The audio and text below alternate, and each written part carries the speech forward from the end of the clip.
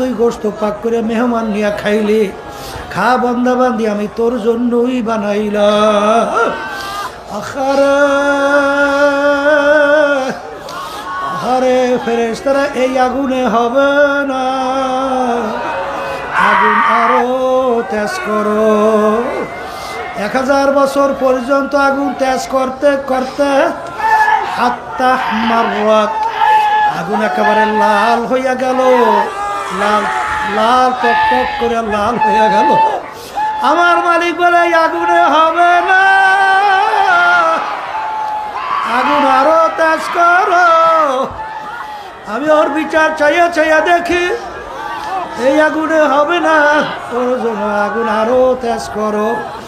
আবার 1000 বছর পর আগুন তেজ করতে করতে আগুন আকারে সাদা দবদবে হয়ে গেল। এই আগুনে হবে না, আরো তেজ করো। 1000 বছর পর্যন্ত আগুন তেজ করতে করতে হাত্তা সোয়াদ্দাত, আগুন একেবারে কালো অন্ধকার হইয়া গেল। জাহান্নামের আগুন এখন এরকম কালো অন্ধকার অবস্থায় আছে।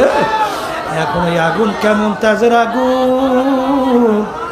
আমার মালিক কোরআনুল কারীমের ভিতরে বলেন, নারুল্লাহিল মুকাদাতুল্লাতী তাত্তালিউ আলাল আফইদা, জাহান্নামের আগুন এমন তেজের হবে, শরীরের যে কোনো জায়গায় লাগার সঙ্গে সঙ্গে ওই আগুন কলিজা পর্যন্ত পৌঁছে যাবে। আল্লাহ আপনি আমাকে আমাদের সবাইকে মাফ করিয়া দিয়ে। এই জন্য আমার ভাষানদেরকে বলবো, পর্দারে মা বোনদেরকে বলবো, আবার এই পাশের মাইকে শব্দটা আবার কমাইছে, আল্লাহু আল্লাহ। ভাষানদেরকে বলবো, নারুল্লাহিল মুকাদাতুল্লাতী তাত্তালিউ আলাল আফইদা, জাহান্নামের আগুন এমন তেজের হবে, শরীরের যে কোনো জায়গা লাগার সঙ্গে সঙ্গে কলিজা পর্যন্ত পৌঁছবে। আল্লাহ আপনি আমাকে আমাদের সবাইকে মাফ করিয়া দিয়ে।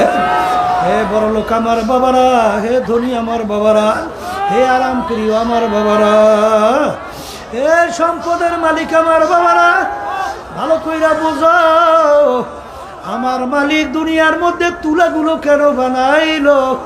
তুলা তো কোনো মানুষকেও খাইতে দেয় নাই, গরু ছাগলকেও খাইতে দেয় নাই। তুলাগুলো মালিক কেন বানাইলো? আমার মালিক বড় শখ কইরা বন্দাবান্দি বানাইছে। আরে বন্দাবান্দি আমার বড় আউসের বন্দা। তোরা যখন ঘুমাইয়া মাথা ভাঙ্গা জমিনে পড়বে, আমার দেখা কুদরতি পরাণে সহ্য হয় না।